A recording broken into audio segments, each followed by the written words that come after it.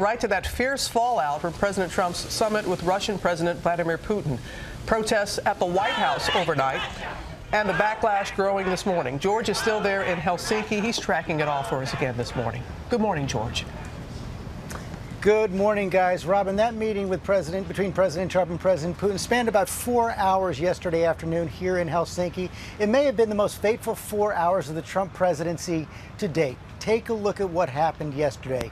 Vladimir Putin committed an act of war against the United States, cyber warfare against our elections. We saw President Trump by his side, taking Vladimir Putin's side. Nothing like that has ever happened before. It is unlikely ever to happen with an American president. Again, as you said, the backlash is already growing. Democrats using words like traitorous, talking about impeachment, openly speculating whether the president has been compromised by the Russian president. You're also seeing, while most Republicans are holding ranks, some of the harshest criticism yet from Republicans, even the president's closest allies saying this was a serious mistake that has to be fixed.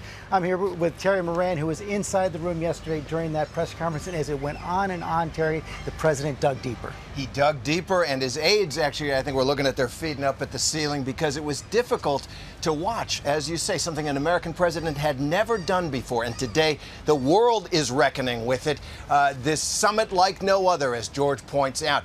People are wondering not so much what was done, because not much what was done, but what was said. And here's a sample of the world reaction right here in Helsinki. Trump 0, Putin 1, as President Putin presents President Trump with a soccer ball. And I think a lot of people in the world would say it was an own goal. Just a few hours after a press conference that stunned the world and dismayed American allies, President Trump stood his ground and stood by Vladimir Putin in an interview with Fox News. First of all, he said there was no collusion whatsoever. I guess he said as strongly as you can say it. I thought that President Putin was very, very strong. The president said the summit was a success and that talk of special counsel Robert Mueller's investigation just gets in the way. I thought it was a really amazing time. Not about that. I think it's a shame. We're talking about nuclear proliferation. We're talking about Syria and humanitarian aid. We're talking about all of these different things, and we get questions on the witch hunt. And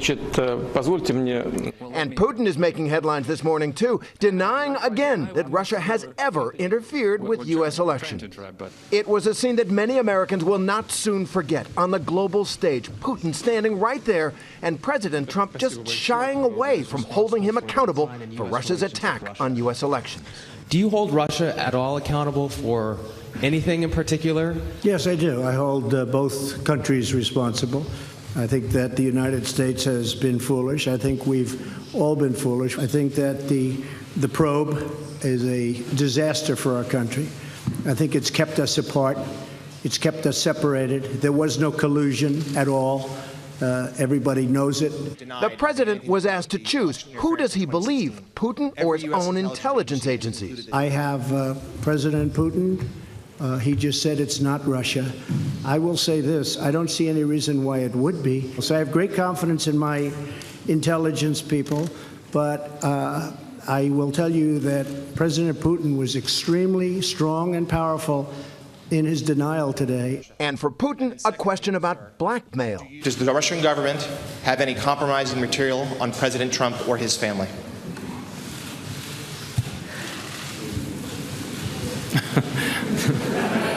I heard about that we had allegedly collected compromising materials on Mr. Trump when he came to Moscow.